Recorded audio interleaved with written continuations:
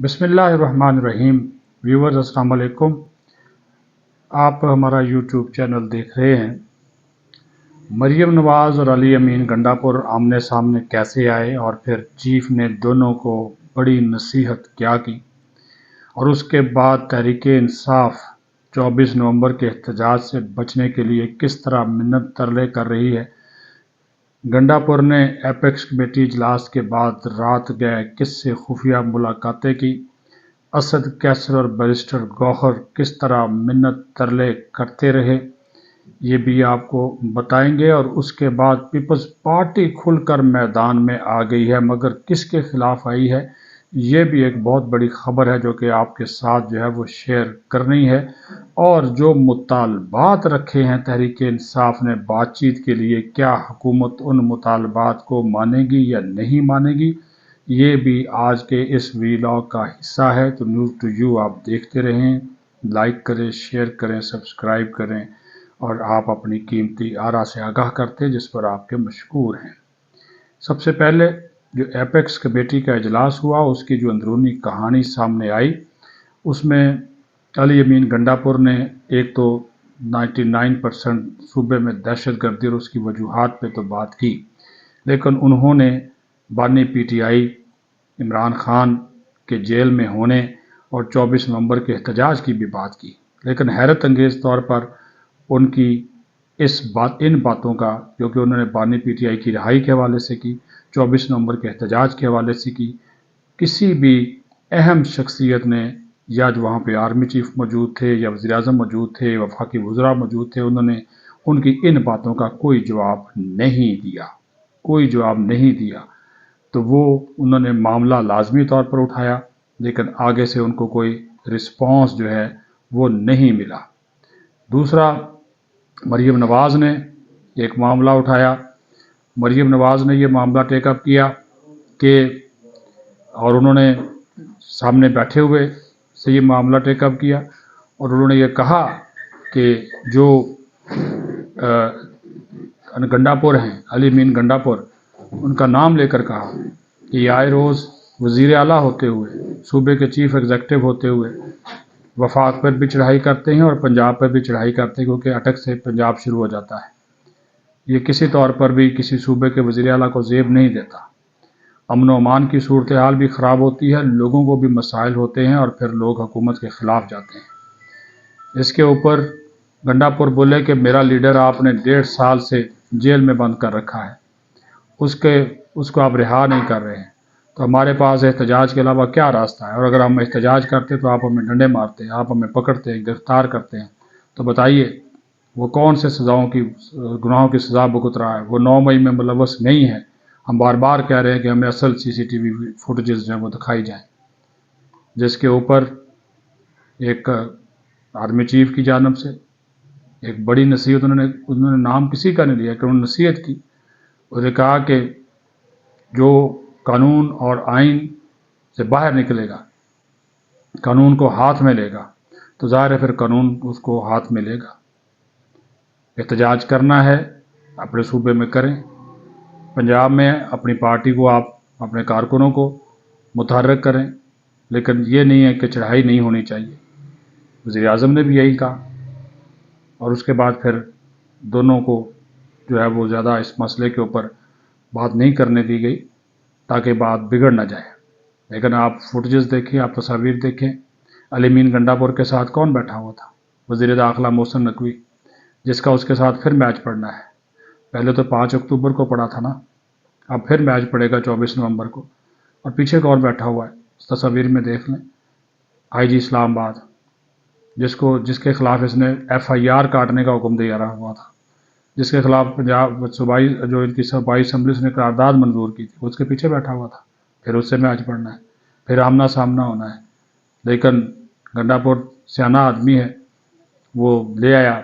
हाँ, मुझे इस बात से याद आ गया, ये एक लेटर है, ये भी आप ज़रा देख लें। वो जो 5 अक्टूबर का एहतजाज था उसके ऊपर जो ख़र्चा हुआ वही अभी तक ठेकेदारों को वापस नहीं किया। 58 करोड़ रुपए, यानी कि 58 करोड़ रुपए उन्हें दिए। वो जिन लोगों को जो सामान लिया, जो गाड़ियां ली, जो ये मशीनरी ली जिन ठेकेदारों से, जो मदद हासिल की, वो 58 करोड़ रुपया जनाब एक दिन के एहतजाज का या 2 दिन के एहतजाज का पड़ा। आप अंदाज़ा करें, वो अभी तक वो देना है और अभी ये मज़ीद उनसे सामान मांग रहे हैं उन सप्लायर से, तो वो उन्होंने इनकार कर दिया। उन्होंने कहा जी गंडापुर साहब पहले माल कढो, पुराना माल कढो। तो वो ये लेटर आप देख लें, ये जो है वो ये डिफ़ाल्टर हैं 58 करोड़ रुपया। तो यही अगर 58 करोड़ रुपया अपने सूबे के अवाम की सेहत पे लगाएं, उनके तालीम पे लगाएं, अस्पतालों की सूरत हाल बेहतर बनाने पे लगाएं, जो असातिज़ा एहतजाज कर रहे हैं उनके ग्रेड को अपग्रेड करने पे लगाएं, तो यार ये बेहतर नहीं होगा।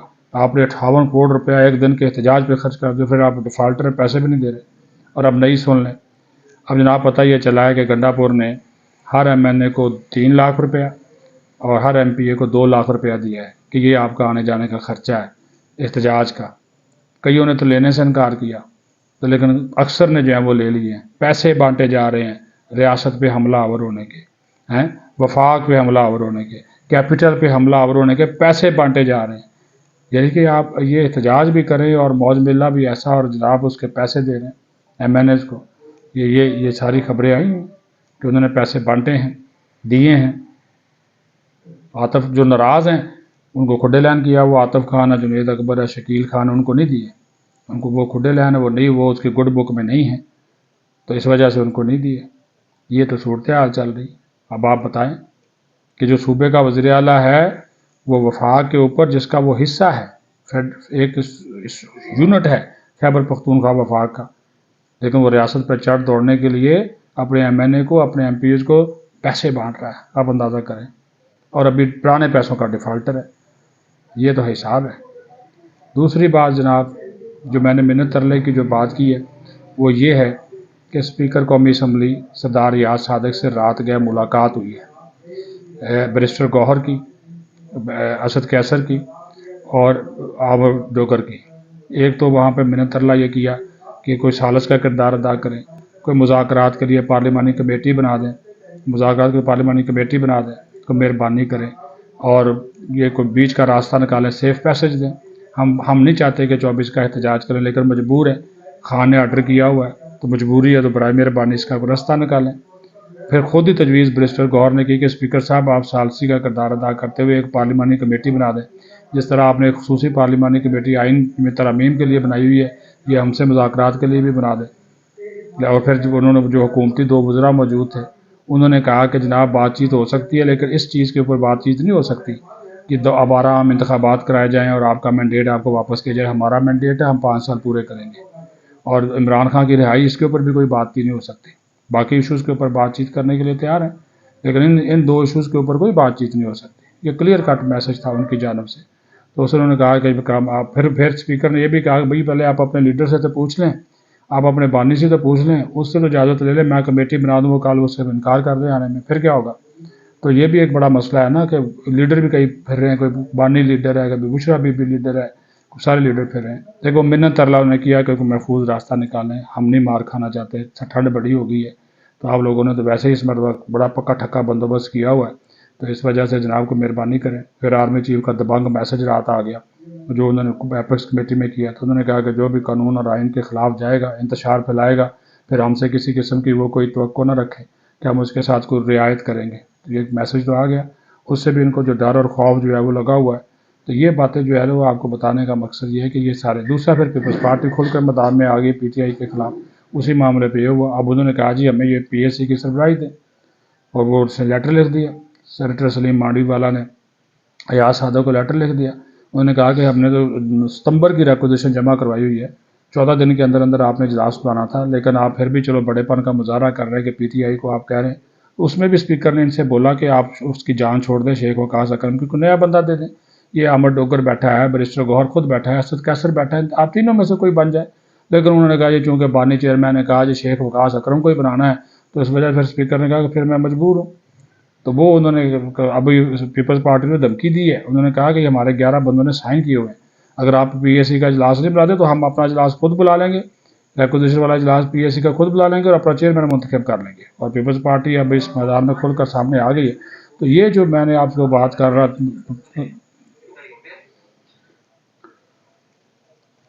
تو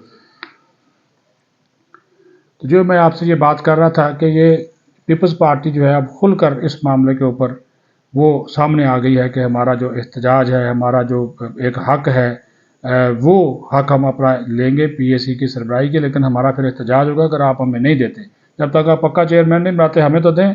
وہ مارچ سے یہ حکومت آئی ہوئی ہے اقتدار میں، اور آپ لوگوں نے ابھی تک یہ جو ہے وہ ہمیں نہیں، اس کا درمیانی راستہ نکالنے کی بجائے اب آپ ہمیں دیں یا ان کو دیں۔ تو اسپیکر نے ان سے کہا ہے، لیکن وہ پھر اس چیز کے اوپر اڑے ہوئے، لیکن انہوں نے تھوڑا سا وقت جو ہے وہ ان سے جو ہے وہ مانگا ہوا کہ ہمیں تھوڑے دنوں کا جو ہے وقت اور دے دیں۔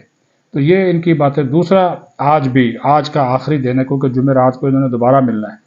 میری اطلاعات کے مطابق رات بھی بیرسٹر گوہر اور علی امین گنڈا پور کی کچھ اہم شخصیات سے ملاقاتیں ہوئی ہیں خیبر پختونخوا ہاؤس میں، کیونکہ گنڈا پور ادھر ہی موجود تھے کے پی ہاؤس میں ہی۔ آج بھی ان کی ملاقاتیں ہوں گی۔ ہو سکتا ہے کہ ادھر کوئی کوسار بلاک میں ہو جائے، اپارا بھی ہو جائے، کچھ جو پاک سیکریٹریٹ ہے وہاں پہ ہو جائیں، وہ ہوں گی، اور پھر ان ملاقاتوں کا جو بھی نتیجہ نکلنا ہے کل پھر جا کے ملیں گے یہ بیرسٹر گوہر اور علی امین گنڈا پور عمران خان سے، اور اس کو جا کر بتائیں گے، کیونکہ بھئی لیکن حکومت کا میں نے آپ کو موقع بتا دیا، حکومت ان دو ایشوز کے اوپر جو ہے وہ کسی صورت بات کرنے کے لیے تیار نہیں ہے، ایک بانی چیئرمین کی رہائی اور دوسرا جو عام انتخابات دوبارہ کرانا اور ان کا مینڈیٹ واپس کرنا۔ انہوں نے کہا جی اس کے علاوہ باقی کسی ایشو پہ بھی اگر آپ بات کرنا چاہتے ہیں تو آپ آ جائیں، تو لیکن دوسری بات یہ ہے کہ یہ نہیں ہو سکتا کہ آپ جو ہے کہ آپ کی یہ بات دونوں مطالبات جو ہیں وہ مان لیں۔ باقی آپ انہوں نے کہا جی پارلیمانی کمیٹی بنانا چاہتے ہیں تو آپ اپنی لیڈرشپ سے پہلے بات کر لیں، پھر جو اجلاس بلا کر موشن موو کر کے وہ جو ہے وہ میٹنگ بلائی جا سکتی ہے۔ اپنا خیال رکھیں، بہت شکریہ۔ پاکستان زندہ باد۔